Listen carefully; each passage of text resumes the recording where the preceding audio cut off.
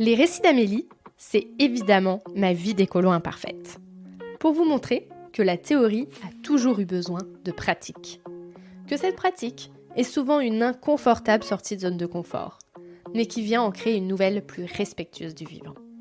À travers ces histoires, j'espère que vous comprendrez la réalité de vivre l'écologie. Dans cet épisode, je vais vous parler des sentinelles vertes.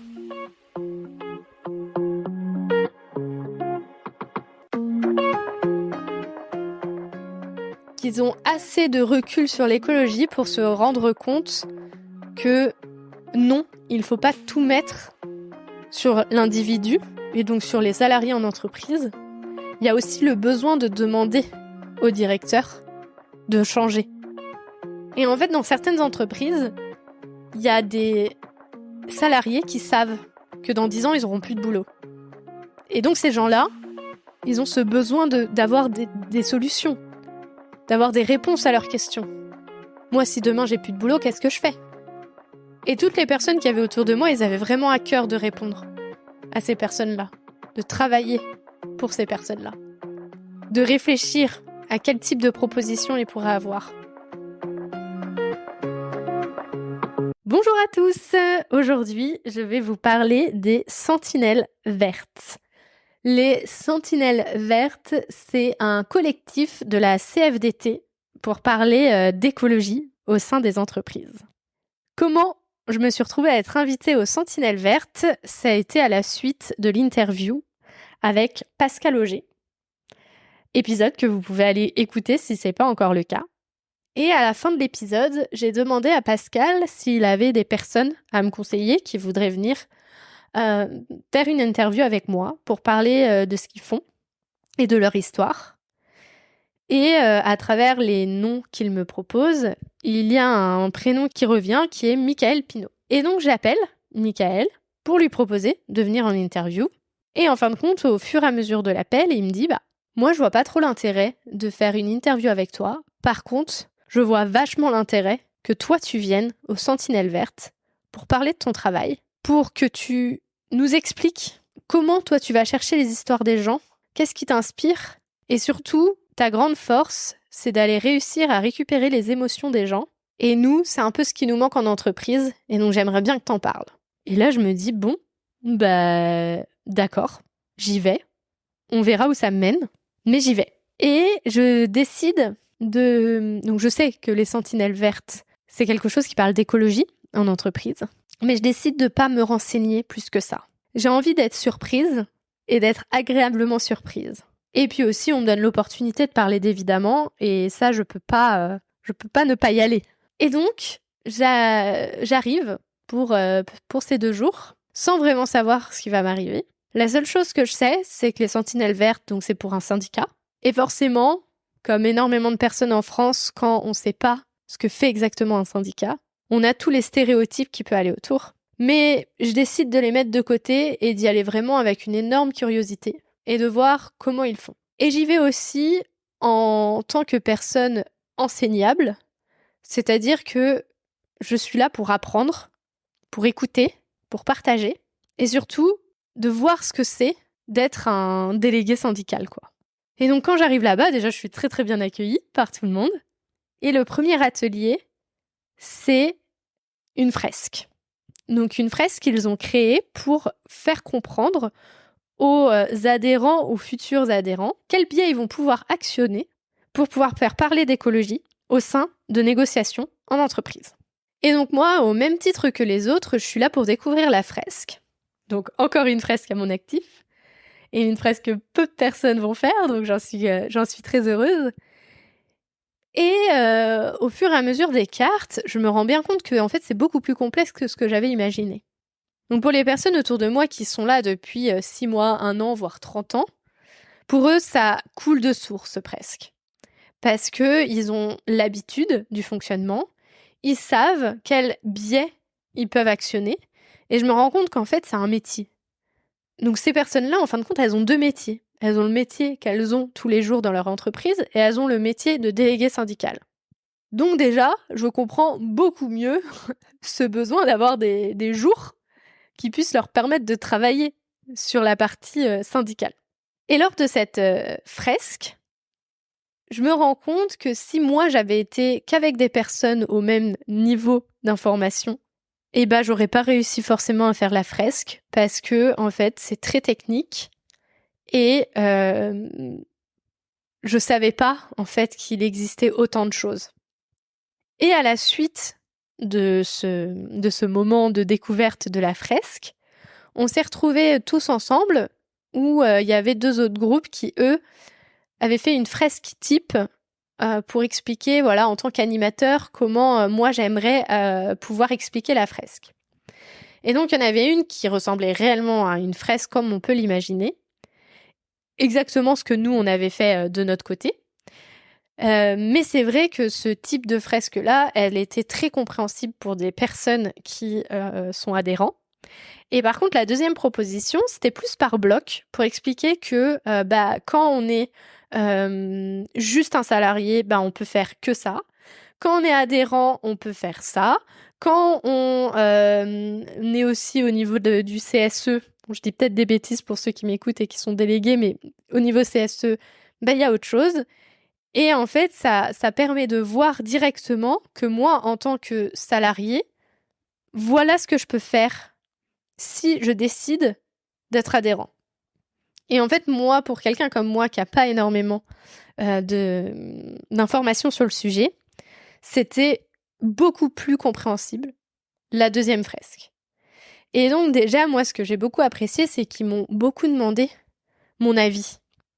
Parce que le syndicat, c'est comme l'écologie. On se retrouve souvent entre nous avec les mêmes idées. Et en fait, ce qu'on a envie de faire, nous, les écolos, c'est d'aller chercher les gens qui ne se considèrent pas comme écolos et donc d'aller les toucher et les amener avec nous. Et en fait, le syndicat, c'est pareil. Ils ont envie d'aller chercher des salariés qui, pour l'instant, ne voient pas l'intérêt d'être syndiqués ou d'être adhérents et donc d'aller les chercher aussi. Et donc ça, j'ai trouvé ça ultra intéressant, ce lien qu'on peut avoir quand on est des groupes comme ça, avec une identité quand même assez forte. Et donc, si on vient pas essayer de nous connaître ou d'un peu mieux comprendre qui on est, c'est compliqué pour les autres d'y aller. Et en plus, on a une complexité. Les deux sujets sont tellement complexes, avec plein de sigles, avec plein de choses qui font que en fait, les personnes qui s'y connaissent pas du tout, elles sont complètement perdues. Et donc déjà, moi, le fait d'être écolo et d'arriver dans un monde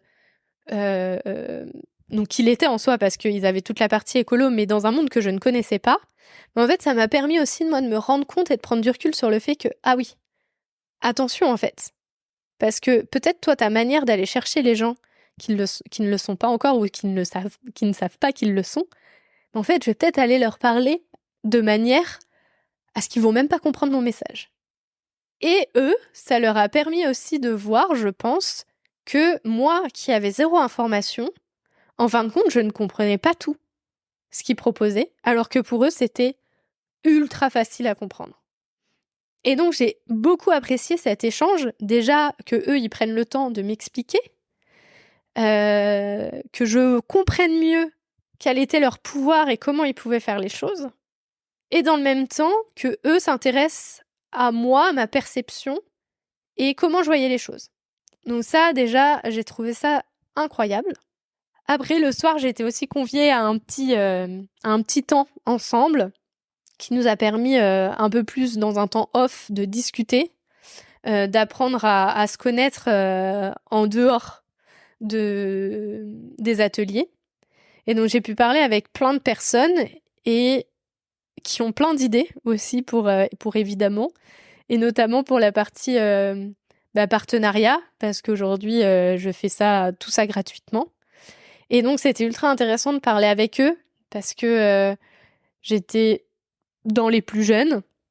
J'étais peut-être la plus jeune, je sais pas. Il y avait aussi des jeunes, mais je n'ai pas été leur demander leur âge. Mais je pense qu'ils étaient dans mes âges. Et en fait, j'ai retrouvé beaucoup de personnes de l'âge, on va dire, de mes parents, plus ou moins, qui étaient à fond dans l'écologie et qui étaient vraiment dans une réflexion de comment je peux amener tout ça en entreprise. Et là aussi où j'ai été ultra étonnée à travers les échanges, c'est à quel point, en fin de compte, les entreprises, elles sont au courant que là, on est dans un moment de l'histoire où on ne sait pas comment ça va se terminer. Elles sont au courant qu'il serait bon de changer. Par contre, de quelle manière ? Ça, c'est beaucoup plus compliqué. Et déjà, moi, ça m'a rassurée. Ça m'a rassurée de me rendre compte que en entreprise, il y a des gens qui ont un contre-pouvoir, parce que le syndicat, c'est un contre-pouvoir face à la direction, et qu'ils avaient des possibilités de faire changer les choses de l'intérieur. Alors forcément, c'est de la négociation, parce que le directeur, lui, pense quelque chose, le syndicat pense autre chose, mais en fait, c'est comme normalement en démocratie. Il y a plusieurs pouvoirs. Même si en ce moment on le voit pas trop, il y a quand même ce pouvoir de le gouvernement et le Sénat avec les députés. Là, c'est un peu pareil. C'est que tu as un directeur qui propose quelque chose et pour être sûr qu'il n'y ait pas de problématique quelconque pour les salariés, il y a le syndicat qui est là pour protéger. Et donc déjà, ça fait du bien de se rappeler de ça. De se rappeler qu'en fait, t'as pas de méchants ni de gentils en entreprise. C'est juste des personnes qui sont là pour protéger leurs intérêts. Des intérêts qui peuvent être financiers, des intérêts qui peuvent être sociaux, des intérêts qui peuvent être environnementaux ou écologiques. Peu importe. Il y a des directeurs qui vont être écolos. Il y a des syndicats qui vont être écolos. Peu importe. C'est pas la question. La question, c'est qu'il y a une possibilité de négociation. Et je pense qu'on a un petit peu oublié, ou en tout cas moi, j'avais complètement oublié, que c'est ça la force d'un syndicat. Et j'ai trouvé ça encore plus grandiose que ce syndicat, aujourd'hui, parce que moi forcément je parlais que de la CFDT, c'est eux qui m'ont invité. Ce syndicat aujourd'hui, il parle d'écologie. Et donc là, toute leur réflexion de ces 2 jours, c'est comment venir parler d'écologie au sein des entreprises.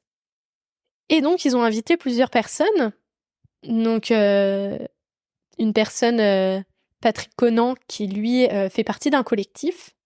Donc j'ai aussi appris qu'il y avait des collectifs en entreprise, donc des collectifs écologiques, mais qui eux ne sont pas protégés, parce que le syndicat, lui, est protégé. On ne peut pas le virer parce que ça ne nous va pas ce qu'il dit. Collectif, donc ils ont des trucs et astuces qui leur permettent de se protéger, mais il n'y a pas vraiment une grosse protection, contrairement à un syndicat. Mais par contre, ils ont énormément de personnes qui adhèrent au collectif. Et il y a plus quasiment de personnes qui adhèrent au collectif en dehors d'un syndicat qu'un syndicat même. Et donc en fait, il y a une grosse remise en question de la part de la CFDT, et notamment avec les syndicats de la Sentinelle Verte. C'était mais comment ça se fait que eux ils y arrivent et que nous on n'y arrive pas? Donc déjà de revoir une mise en question dans ce genre d'organisation, j'ai trouvé ça incroyable. Et il y avait aussi un shifter, je ne sais pas si vous connaissez. Si vous connaissez Jean Covici, normalement vous avez peut-être déjà entendu parler. Et en fait, pareil, c'est des sortes de collectifs, donc qui sont en dehors d'une entreprise, hein, mais qui peuvent venir travailler pour les entreprises, mais de manière bénévole, pour un peu expliquer les tenants et les aboutissants par rapport à leur domaine d'activité et qu'est-ce qu'ils pourraient faire pour l'écologie. Et pareil, ces personnes-là, il y a énormément d'adhérents ou de sympathisants. Adhérents, c'est quand on paye. Sympathisants, c'est genre on suit, mais on paye pas. Et pareil, ils ont été cherchés. Comment ça se fait que vous arrivez et pas nous? Et surtout, aussi, ce que j'ai apprécié, c'est qu'ils ont assez de recul sur l'écologie pour se rendre compte que non, il ne faut pas tout mettre sur l'individu et donc sur les salariés en entreprise. Il y a aussi le besoin de demander au directeur de changer. Et en fait, dans certaines entreprises, il y a des salariés qui savent que dans 10 ans, ils n'auront plus de boulot. Et donc ces gens-là, ils ont ce besoin d'avoir des solutions, d'avoir des réponses à leurs questions. Moi, si demain j'ai plus de boulot, qu'est-ce que je fais? Et toutes les personnes qui avaient autour de moi, ils avaient vraiment à cœur de répondre. à ces personnes-là, de travailler pour ces personnes-là, de réfléchir à quel type de proposition ils pourraient avoir. Et donc, à la suite de cette soirée, le lendemain, j'y suis... il y avait de nouveau une activité, et cette fois, l'activité, c'était plutôt comment aller chercher des adhérents, comment faire en sorte qu'ils aient envie d'être mobilisés, et quel type d'action on pourrait mettre en place. Et pareil, moi j'étais là, dans un groupe, à travailler avec eux, mais sans vraiment compter, parce que moi je suis pas dans leur quotidien, donc je sais pas exactement ce qu'ils peuvent proposer, et je connais pas la réglementation. Mais en tout cas, ça m'a permis de voir leur manière de réfléchir, de leurs propositions, et moi j'ai proposé aussi des choses.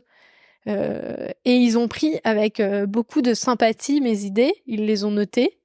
Et ça, j'ai trouvé ça vraiment super chouette, en fait, ce lien qui a pu se créer en 2 jours entre eux et moi. Et puis après, dans un dernier temps, j'ai pu parler de évidemment. Et dans ce dernier temps où je parle d'évidemment, j'ai pu expliquer déjà mon chemin de vie, mais aussi comment j'allais chercher des personnes, pourquoi j'avais différents profils, pourquoi je n'allais pas chercher des personnes qui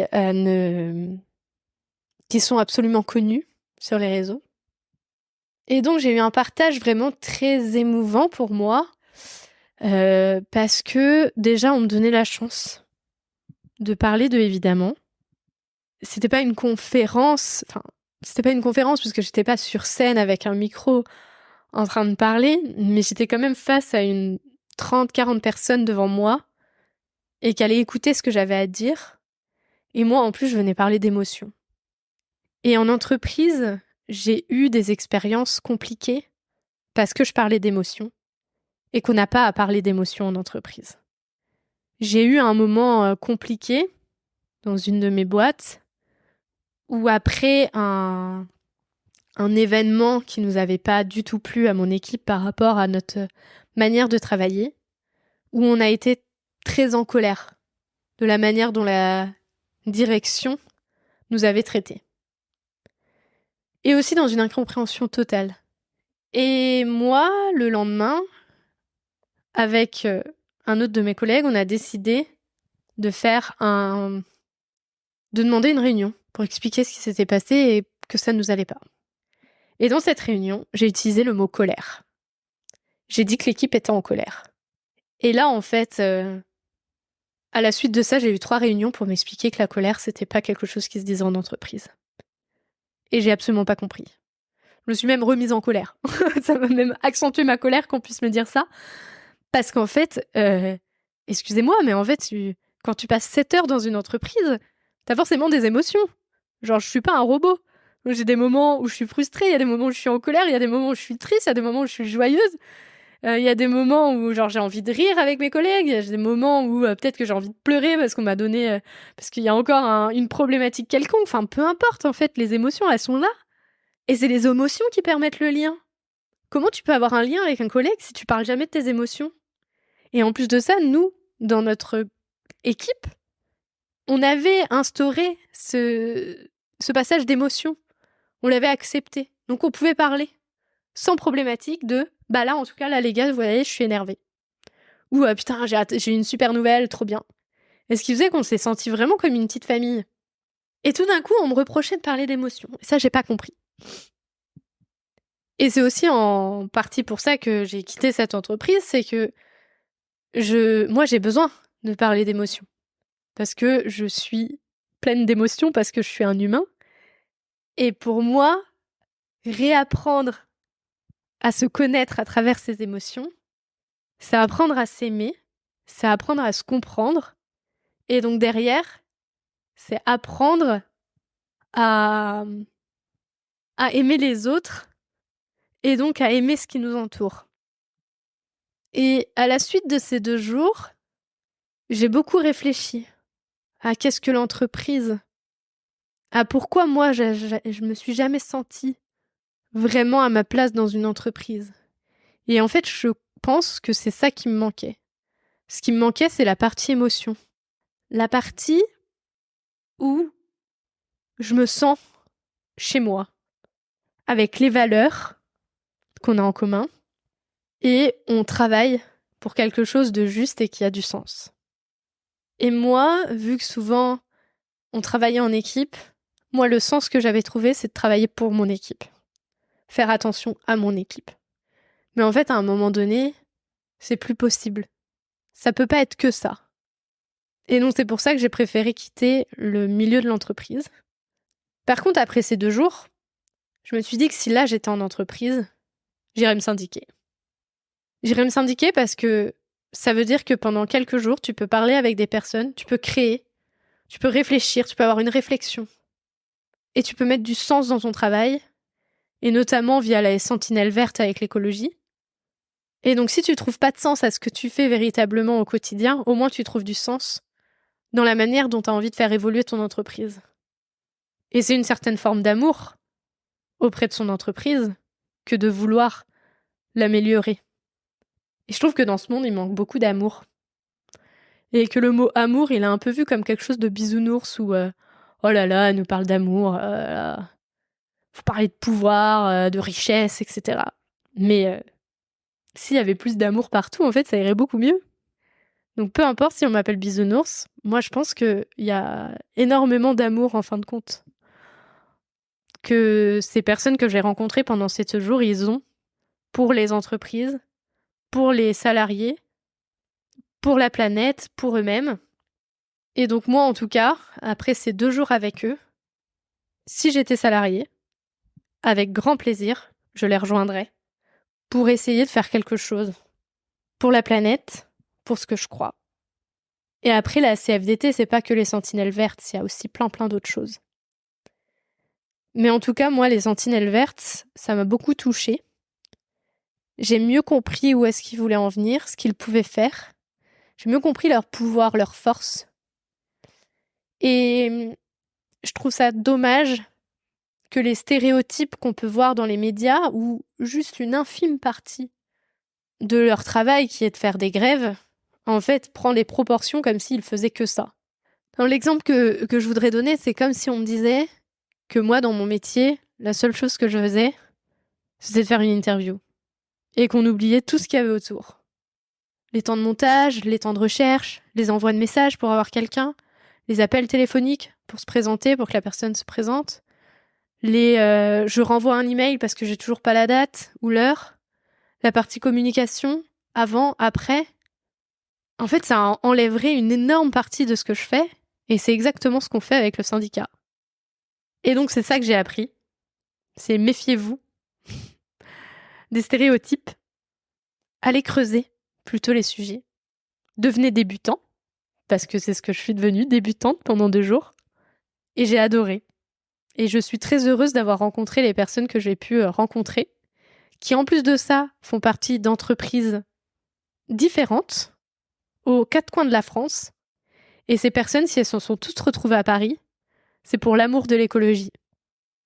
Et donc, rien que pour ça, je suis super heureuse d'avoir pu passer ces 2 jours avec eux, qui m'aient donné la chance de pouvoir parler d'évidemment, d'avoir aussi, grâce à eux, pété les scores sur une des journées en termes d'écoute. Cette journée va peut-être m'apporter des opportunités, j'en sais rien.